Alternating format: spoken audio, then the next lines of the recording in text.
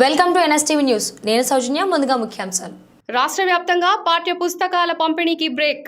Books వెనక్కి తీసుకోవాలని విద్యాశాఖ ఆదేశాలు. రాష్ట్ర వ్యాప్తంగా ప్రభుత్వ పాఠశాలలో పాఠ్య పుస్తకాల పంపిణీ కొత్త గందరగోళానికి దారితీసింది.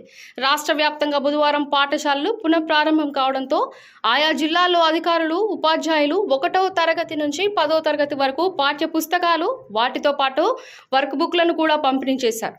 ఈ క్రమంలోనే పుస్తకాల్లో ప్రచురణకు సంబంధించిన కొత్త వివాదం తలెత్తింది. పుస్తకాల్లోని మొదటి పేజీలో ఉండే ముందు మాట మార్చుకోండి అనే విద్యాశాఖ పుస్తకాలను ముద్రించినట్లుగా ప్రభుత్వం దృష్టికి వచ్చింది. ఆ విషయం కాస్త వివాదాస్పదం కావడంతో రాష్ట్ర వ్యాప్తంగా పుస్తకాల పంపిణీని నిలిపివేసి ఇప్పటి వరకు పంపిణీ చేసిన పుస్తకాలను కూడా వెనక్కి తీసుకోవాలని విద్యాశాఖ ఆయా జిల్లాల డీఈఓలకు సమాచారం అందజేసింది.